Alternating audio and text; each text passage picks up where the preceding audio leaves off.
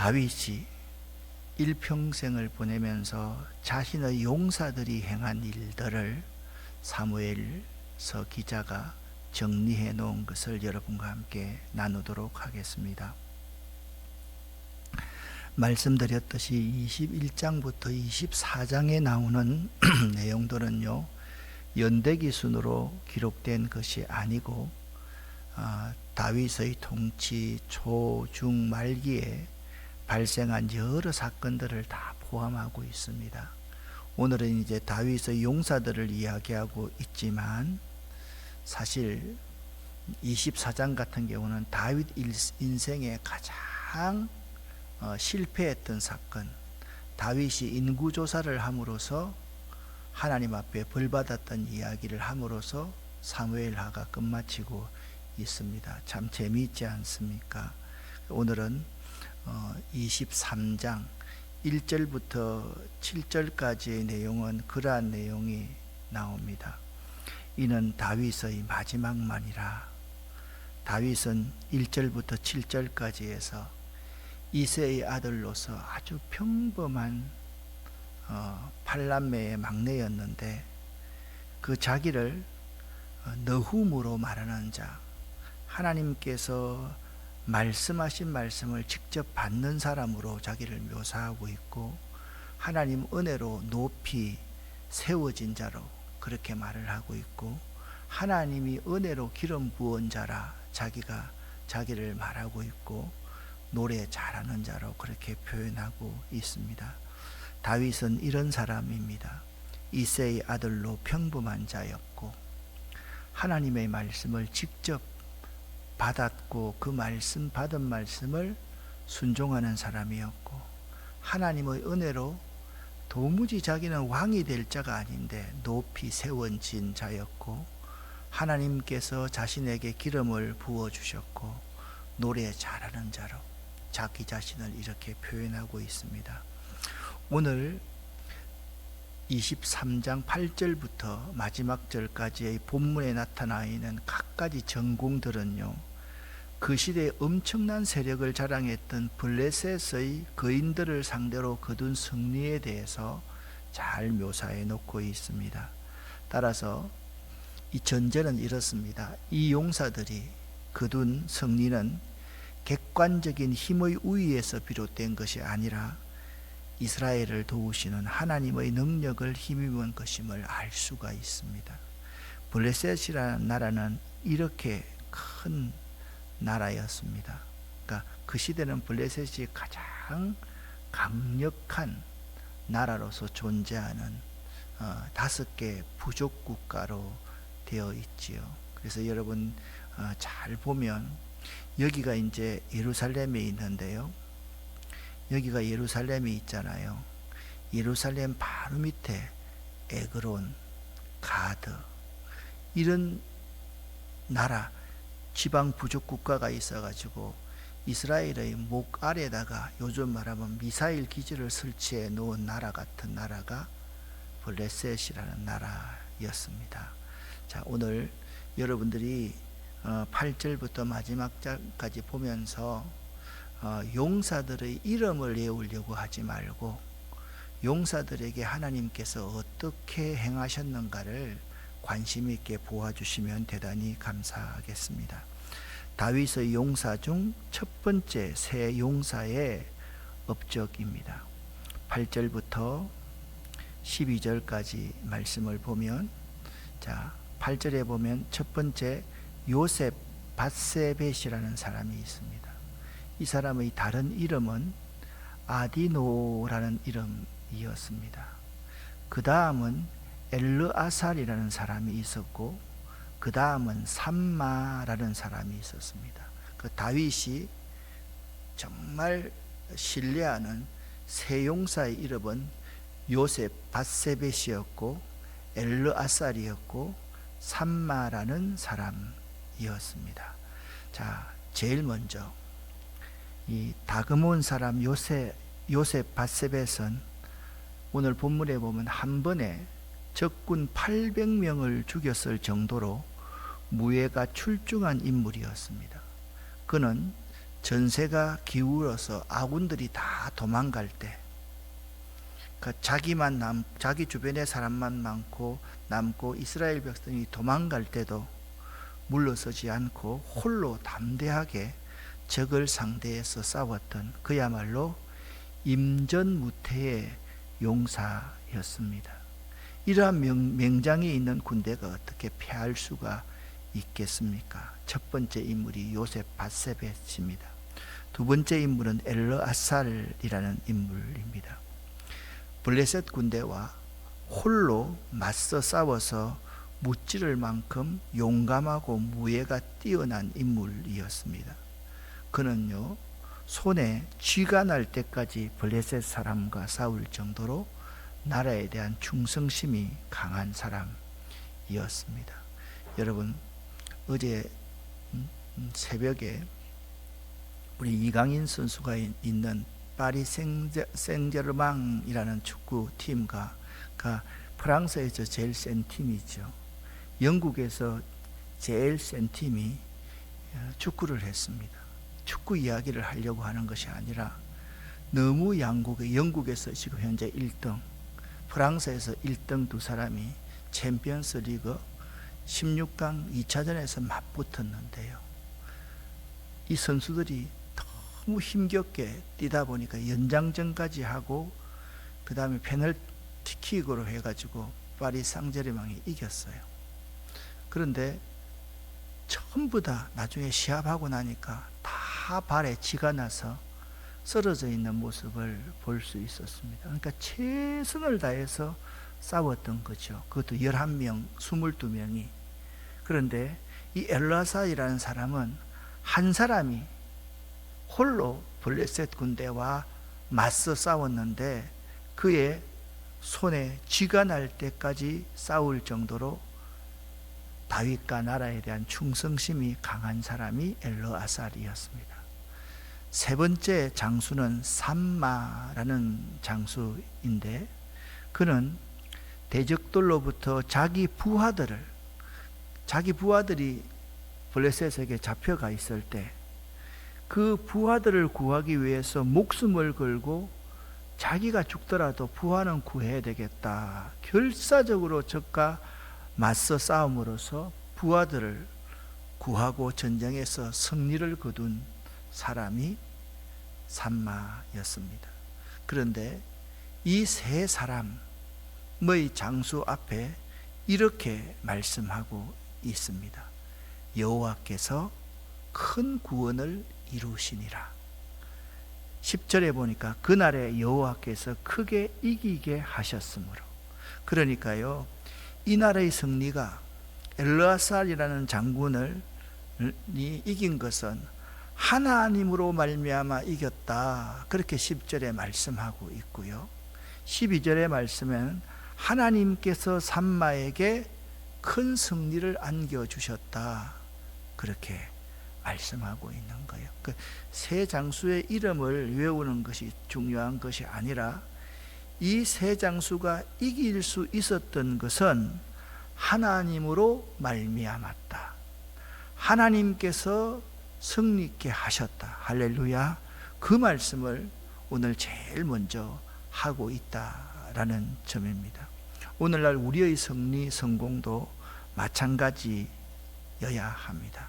그날에 여호와께서 크게 이기게 하셨으므로 하나님께서 은혜를 베푸셔서 우리가 이 자리에 있는 것이다. 여호와께서 큰 구원을 베푸심으로 우리가 승리를 얻을 수 있었다. 그렇게 고백할 수 있기를 예수 이름으로 간절히 축원합니다. 그러니까 첫 번째 세 용사가 언급되었습니다. 두 번째요, 32목 중에 또 세 용사가 있었습니다. 이 세 용사는 어떤 사람인가? 이게 13절부터 17절, 요거는 여러분들이 너무 잘 아는 내용이기 때문에 한번 읽어봐야 될 것 같아요. 같이 한번 쉬운 성경으로 읽어보겠습니다. 추수를 시작할 무렵에 다윗이 거느린 어뜸가는 군인들 30명 중에서 세 용사가 다윗을 찾아왔습니다. 그때 다윗은 아둘람 동굴에 있었고 블레셋 군대는 러바임 골짜기에 진을 치고 있었습니다. 그때 다윗이 있던 곳은 안전한 요새였고 몇몇 블레셋 군인들은 베들레헴에 있었습니다. 다윗은 몹시 물이 마시고 싶었습니다. 다윗이 말했습니다. 누가 베들레헴 성문 가까이에 있는 샘에 가서 물을 기르다 줄 수 없을까? 그 말을 듣고 세 용사가 블레셋 군대를 뚫고 나가서 베들레헴 성문 가까이에 있는 샘에서 물을 길어 다윗에게 가져왔습니다. 그러나 다윗은 그 물을 마시지 않았습니다. 다윗은 그 물을 여호와 앞에서 땅에 쏟아 버렸습니다. 그리고 다윗이 말했습니다. 여호와여, 저는 이 물을 마시지 않겠습니다. 이 물을 마시는 것은 곧 자기 목숨을 내건 이 사람들의 피를 마시는 것과 같습니다. 결국 다윗은 그 물을 마시지 않았습니다. 세 용사는 다윗에게 그렇게까지 용감히 나서서 충성심을 보였습니다. 아멘. 지금 지도로 여러분에게 설명을 합니다. 지금 다윗이 아들람 동굴에 있었습니다. 아마 역사가들이 확실한지는 않지만 바로 이곳이 아들람 동굴이 아닐까 지금 그렇게 고정을 해놓고 있습니다. 다윗이 아둘람 골짜기에 있었고요. 블레셋 사람들은 여기 러바임 골짜기에 이렇게 진을 치고 있었습니다. 그리고 현재 베들레헴은요, 블레셋 사람들이 차지하고 있었습니다. 그러니까 여러분 지금 전세를 가만히 보니까 다윗이 여기에 숨어 피신해 다니고 있고 이 블레셋 사람들이 여기 다 있으니까 이 아둘람 진지에 안전하게 있던 다윗이 내가 목이 너무 마르다. 고향 베들레헴에 내가 태어난 그곳에 우물물이 시원한 우물물 한 바가지 먹었으면 좋겠다. 그 이야기를 세 용사가 들은 거예요. 그들이 목숨을 걸고 이 블레셋 진영을 뚫고 가서 물을 떠와서 다윗 앞에 탁 바치는 거예요. 참 대단한 겁니다. 자, 이 말씀을 다시 한번 생각을 한번 해 보기를 원합니다. 다윗이 소원하여 이르되, 그렇게 15절에 옛날 개역 성경에는 말씀하고 있습니다. 그래서 이 소원하다라는 이 아와라는 히브리어는 간절히 바라다, 열렬히 추구하다, 애태우다라는 뜻을 가지고 있습니다. 곧 필요로 하는 그 무엇을 위해 마음이 애타는 상태, 그것이 다윗이 소원하여 지금 말을 한 거예요. 그러니까 진짜 다윗이 그 우물물을 마시고 싶었던 거예요.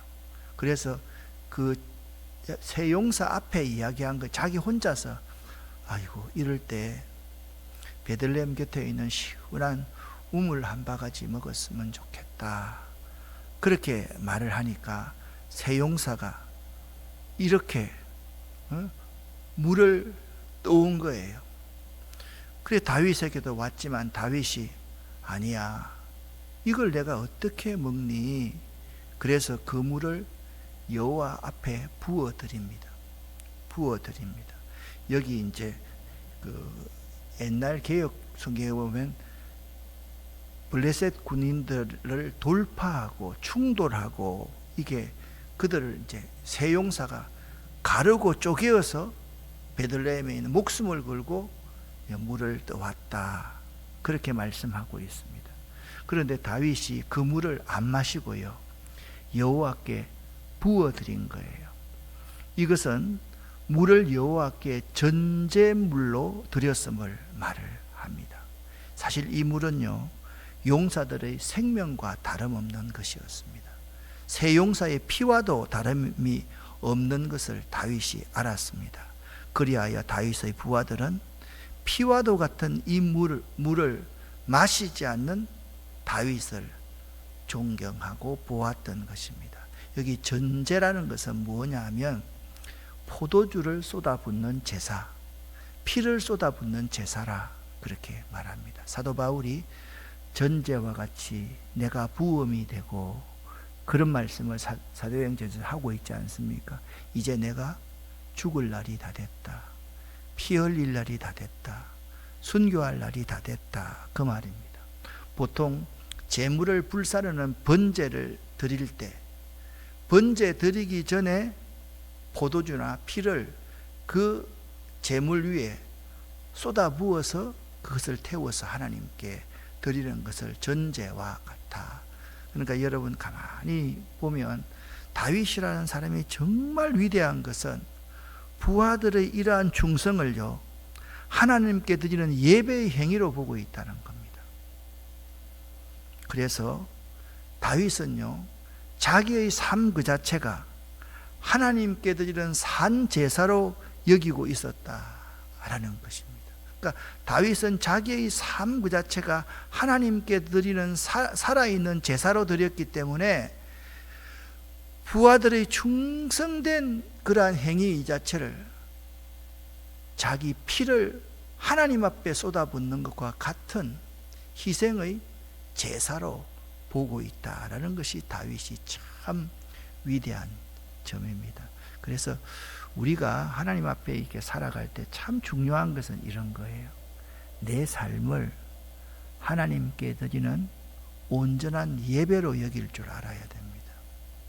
교회 와서는 예배 드리고 생활 중에서는 마음대로 말하고 행동하고 하나님 안 보고 있는 것처럼 살면요 우리는 올바른 신앙인으로 살아가는 사람이 아닌 거예요. 다윗처럼 옆에 있는 사람이 나를 섬겨주면 아 이거 마땅한 거야. 뭐 누구니까 뭐 권사님이니까 장로님이니까 집사님이니까 목사님이니까 마땅한 거야 이렇게 생각하지 말고 이 수고 속에 그 사람의 땀이 있고 그 사람의 노력이 있고 그 사람의 아픔이 있고 그 사람의 피가 있고 생명이 있다라는 사실을 느끼면서 그분을 대하기 시작하면 내 삶의 가치가 좀 달라질 것 아닙니까? 우리는 그렇게 생각할 수 있는 그리스도인들이 될 수 있어야만 되는 거예요. 마실 수 있어도요 마시기를 즐겨하지 아니하는 그런 삶을 살 수 있어야 돼요. 무언가를 받을 수 있을 때 받고 싶을 때 그것을 거절하고 받지 않을 수 있는 그런 마음, 또한 그것을 받았다고 했을 때 그것을 다른 사람에게 나누고 베풀어 줄 수 있는 그러한 마음, 그런 마음이 우리 가운데 필요하다는 거예요. 가장 안 좋은 사람은 그런 사람이에요. 받으면서 마땅하다, 나는 받을 자격이 있다, 받을 만하다, 그렇게 생각해서는 안 된다는 거예요. 감사하다, 참 고맙다, 저분이 자기의 생명을 걸고 번 돈을 11조하고 감사금 드리는구나, 그런 생각을 할 수 있으면 얼마나 그 한 사람 한 사람의 충성과 헌신이 귀하게 보이겠느냐라는 거죠. 자, 이제 세용사, 처음 세용사가 있었고 두 번째 이름 없는 세용사가 있었습니다. 그들의 이름은 지금 드러나 있지 않습니다. 또 둘째 세용사 중에 두 사람의 업적이 나옵니다. 한 사람은요 아비새라는 사람입니다. 요압의 동생입니다. 여러분 이름은 생각나죠? 이렇게 강해했는데 생각이 전혀 안 나면 참 곤란한데, 아비새라는 사람이 있고 두 번째는 버나야라는 사람이 있었습니다. 이 두 사람에 대해서, 이게 아비새와 버나야라는 사람, 이 사람의 모습을 가만히 보면 19절에 보십시오. 아비새는 세 용사보다도 뭐 받았고요? 더 존경을 받았고, 23절에 버나야는 30용사보다도 뭐요? 존경을 받았다, 그렇게 말합니다. 그런데 이 두 사람은 있잖아요, 용감한 세 용사에 들지를 못한 거예요. 그러니까 이렇게 존경받는 사람이었음을 불구하고 앞에 있는 세 용사처럼 별 4개 정도는 안 되는 거죠. 별 한 2개 정도 되는 그러한 장군이었다라는 점을 알 수가 있습니다. 여러분 아비새라는 이름은 잘 기억을 해 두시기를 바랍니다. 요압의 동생이다. 내가 왜 그렇게 기억하라 하는지를 여러분이 생각해 볼 수 있기를 바랍니다. 이제 마지막, 오늘 성경 마지막에 보니까 이제 일반적으로는 30명의 용사 그러는데 헤아려 보면 37명의 용사가 쭉 기록되어져 있는 내용이 나옵니다. 여기 보니까 요압의 아우 아사헬도 30명 중에 한 사람이고요.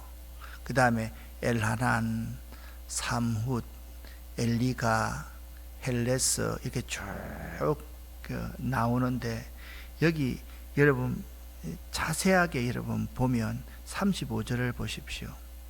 갈멜 사람이 나오고 36절에 보면 소바 사람이 나오고 37절에 보면 암몬 사람이 나오고 38절에 보면 이델 사람이 나오고 39절에 보면 헷 사람이 나옵니다.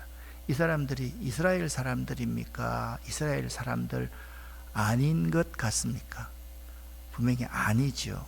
그래서 이 37명의 용사에 나타난 두 가지의 아주 큰 특징이 있습니다. 이걸요 23장 제일 마지막에 결론으로 사무엘서 기자는 말하고 있다라는 거예요. 그 특징 첫 번째가 무엇일까요? 먼저는요, 다윗의 최측근이었던 30명, 37명의 용사는 특정 지파가 아니었습니다. 이스라엘 모든 지파에서 골고루 선발되었다라는 점입니다. 다윗은요, 여러분 다윗이 왕이 됐지 않습니까? 헤브론에서 몇 년을 했습니까? 7년을 했죠. 7년짜리 왕으로 있을 때는 다윗이 반쪽 왕이었습니다. 누구의 왕이었습니까? 유다 지파의 왕이었습니다. 그때까지만 해도 누가 대부분의 그 나라를 장악하고 있었습니까? 사울을 따르는 자들이 그 나라를 장악하고 있었더랬습니다. 그 다윗은요, 참 중요한 게 사울의 모든 신하들을 골고루 다 등용을 합니다. 아마 사울 왕은요, 자기를 안 도운다고 보면 제사장들까지 그냥 깡그리째 완전 몰살시켜 버리지 않습니까? 그에 비해서 다윗은 그렇게 하지 않습니다. 그래서 다윗은요, 이스라엘 모든 지파에서 이 장수들을 골고루 선발해서 그들과 함께 대업을 이루었던 사람이 다윗이었던 것입니다. 그런데 모든 사람을 골고루 중용하는 것도 중요했지만 그 가운데는 개종한 이방인들까지 다 포함되어져 있었다라는 거예요. 그게 다윗의 정말이지 위대한 점입니다. 시간이 좀 많아가지고 한 사람 한 사람이 이 사람이 어느 지역에 있던 사람인가 지도에다가 점을 찍으면서 공부를 해보면 참 좋겠지만, 여러분 시간이 나면 여기 한 사람 한 사람을 지도에 어느 지역의 사람인가를 한번 찍어가면서 공부를 해보시면 참 의미가 있을 거라고 생각합니다. 이 첫 번째 특징은요, 다윗이 이스라엘 나라의 통합을 위해서 얼마나 심혈을 기울였는지를 우리에게 잘 보여주고 있다라는 거예요. 위대한 왕은요, 승리를 하고 나면, 정권을 잡고 나면 자기 정적들을 다 죽여버리는 사람은 위대한 성군이 될 수가 없습니다. 적이라 할지라도 품어줄 수 있는 사람, 적을 바뀌게 변화시키게 만들어서 그 나라의 중심에 놓게 할 수 있는 사람이 위대한 성군인 거예요. 그런데 이걸 방해했던 사람이 누굽니까? 요압 장군 아닙니까? 여러분 생각나지요? 다윗의 알튼이 같은 사람, 요압 장군이 다윗이 이스라엘의 사울의 장군들 이런 사람들을 자꾸 끌어안고 그들을 중용하면 꼭 요압은 그들을 죽여버립니다. 지도새도 모르게 다 죽여버립니다. 그런데 그런 자들을 참 다윗은 아까워하고 마음 아파했던 것을 알 수가 있습니다. 다윗의 이 군장들 가운데 있잖아요. 블레셋에서 온 장군도 있었습니다. 그들은 사울 왕이 자기를 죽이려고 하자 다윗이 이렇게 말합니다.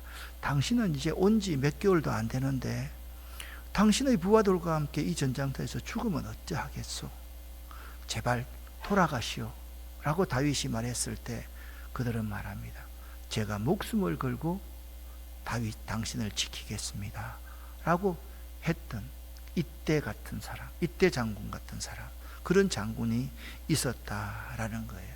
여러분, 우리가 신앙생활 할 때 참 중요한 게 뭐냐면 내가 좋아하는 사람은 받아들이고 내가 싫어하는 사람은 꺼려하는 그런 정말 좁은 마음을 가진 신앙인이 되어서는 안 됩니다. 교회가 교회 되려고 하면 여러분들 스스로와 우리 모두가 다 큰 그릇이 돼야 돼요. 그래서 모든 사람을 다 끌어안을 수 있는 그런 사람이 되어야 돼요. 그러니까 우리 교인들 한 사람 한 사람이 섭씨 6천도의 용광로와 같은 사람이 될 수 있어야 되겠다, 그렇게 생각해요. 각종 고철들 철들을 그게 다 넣어보세요. 그 안에서 단련되고 정제되어서 정말 좋은 철을 뽑아내듯이 그러한 섭씨 6천도 이상의 성령으로 충만한 사람, 믿음이 충만한 사람, 지혜가 충만한 사람, 사람들에게 칭찬받는 사람, 이런 사람들이 우리 가운데 많이 있으면 있잖아요. 그 공동체는 살아날 수밖에 없다라는 거예요.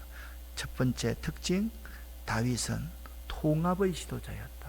이 점을 여러분 잘 한번 기억할 수 있기를 바랍니다. 또 하나의 특징이 있습니다. 뭘 것 같아요? 사무엘 상하를 쭉 여러분 봤는데 여기 인물 중에서 꼭 이름이 들어가야 될 인물인데 빠진 사람이 한 사람이 있습니다. 누굽니까? 요압 장군의 명단이 어디에도 없다라는 점입니다. 요압은요 정말 다윗을 도와서 많은 공적을 세웠을 뿐만 아니라 군대 사령관을 지냈습니다. 많은 전쟁에서 누구보다도 큰 공을 세웠던 사람이 요압 장군이었습니다. 그럼에도 요압은 3대 용사는 물론 37명의 용사 명단에도 들어있지 않았다. 이것이 상징하는 바가 참 큽니다. 아무리 그가 충성하고 아무리 그가 헌신하고 아무리 순간적으로 다윗과 나라를 위해서 공헌을 세웠다 할지라도 이 이유는 이렇습니다. 요압이요 다윗을 많이 도왔습니다. 공적을 세웠습니다. 그런데 요압은요 하나님의 뜻을 자주 거슬렀어요. 두 번째, 다윗 왕의 뜻을 자주 거슬렀어요. 대표적인 일이 어떤 거 있습니까? 압살롬이 반란을 일으켰을 때 다윗이 모든 장군에게 다 부탁하잖아요. 압살롬 죽이지 말아라, 살려두어라. 이건요 다윗의 개인의 마음이 아니에요. 하나님의 마음을 표현하고 있는 거예요. 원수를 사랑하라. 비록 아버지를 죽이려고 아버지의 목에 칼을 댄 원수이지만 그를 변화시켜서 죽이지 않아야 될 거 아니에요. 근데 요압이 그 아들을 죽여버립니다. 사울 왕에게서 왔던 장수들을 요압은 다윗이 보지 않을 때 그냥 다 죽여버립니다. 자기 옆에 2인자가 되는 사람을 결코 용납할 수 없었던 사람이 요압이었던 거예요. 그래서 요압의 권세가 너무 컸기 때문에 다윗 생전에는 다윗이 요압을 제거하지를 못합니다. 옆에 둡니다. 품습니다. 그런데 솔로몬에게 유언을 할 때 그 아들 솔로몬에게 말합니다. 아들아, 요압 저 사람 정말 위험한 사람이니 조심하여라. 때가 되면 네가 요압을 제거하여라. 그렇게 아들에게 유언을 합니다. 아니나 다를까 이 다윗이 이제 왕자를 다 내어놓고 그의 아들 솔로몬이 즉위했을 때 다윗의 아들 아도니아가 반란을 일으킵니다. 그런데 아도니아의 반란에 군사령관, 모든 아도니아 배후에서 모든 것을 다 지휘하면서 솔로몬을 내리려고 했던 사람이 요압이었습니다. 그래서 솔로몬이 바로 요압을 죽여버립니다. 처단해버립니다. 그러니까 여러분, 3명의 용사 가운데도 요압이 들어가지 않았고 37명의 용사 가운데도 요압이 들어가지 않았다라는 사실을 여러분 꼭 한번 명심할 수 있어야 됩니다. 이 그림을 제가 선택하고 나서 참 요압을 너무나도 잘 묘사하는 그림이다라는 생각이 들었습니다. 요압은요, 다윗의 어두운 그림자였습니다. 사랑하는 성도 여러분, 요압 같은 자가 되어서는 결코 안 됩니다. 우리가 하늘나라 생명책에 올라가고 하늘나라로 유업으로 받는 사람, 요압같이 하나님의 뜻을 자주 거슬리는 사람이 되어서는 안 돼요. 교회 공동체를 깨트리고 깨고 뒤집어 엎는 그런 사람들이 되어서는 결코 안 돼요. 내 말, 내 입 한마디가 덕이 되지 않는 말을 해서는 결코 안 돼요.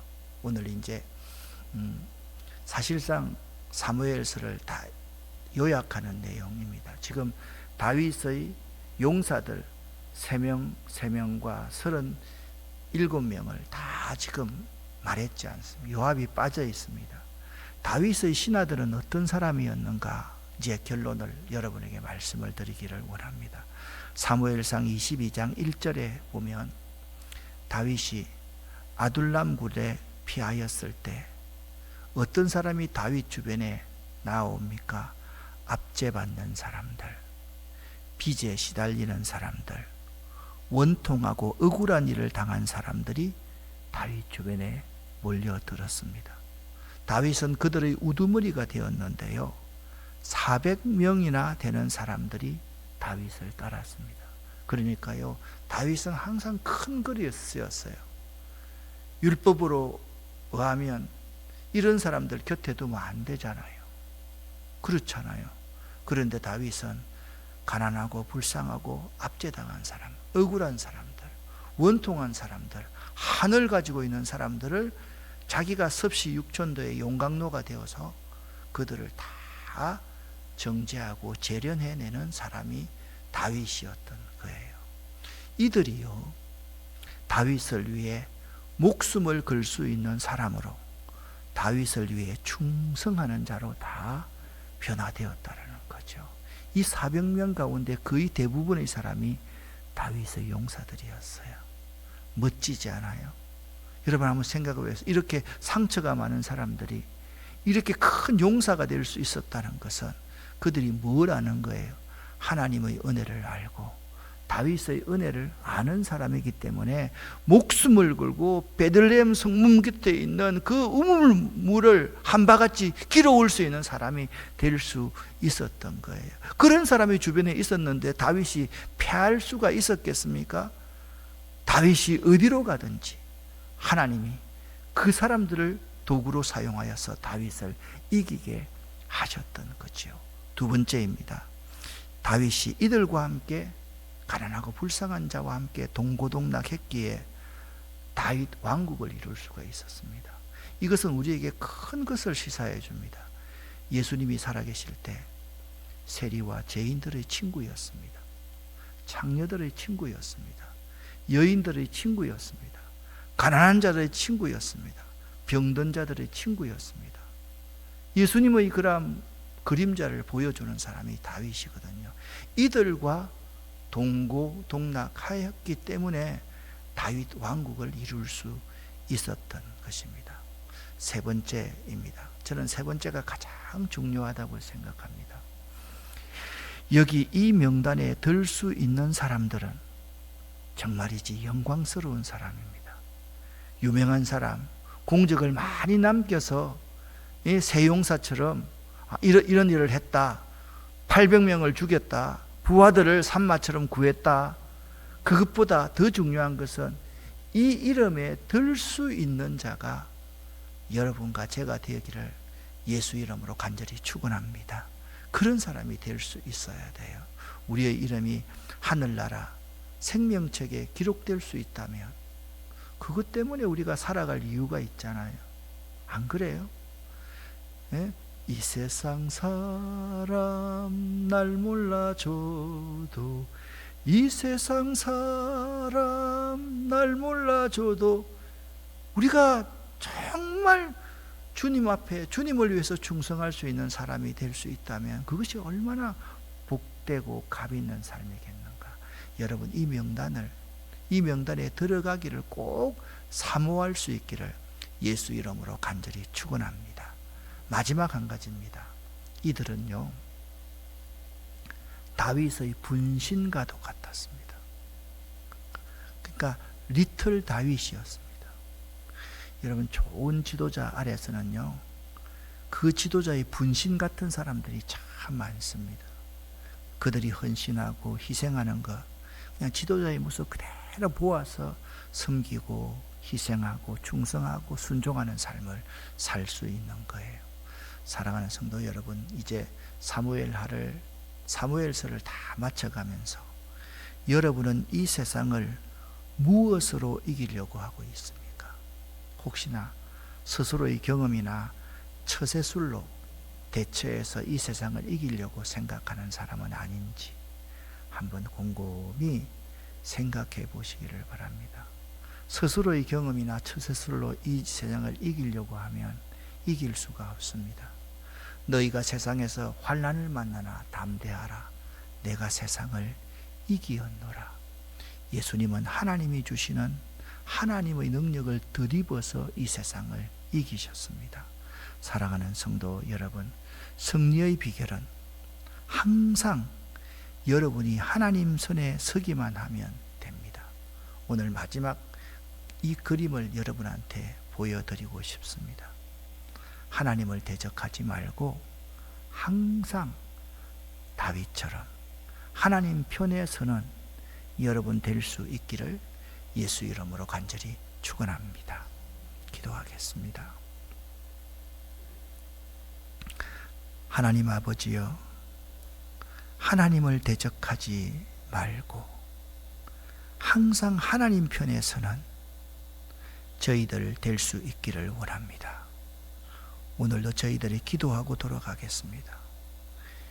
하나님, 우리의 기도에 성령의 기름을 부어 주시옵소서. 예수 그리스도 이름으로 축복하옵고 간절히 기도 올립니다. 아멘.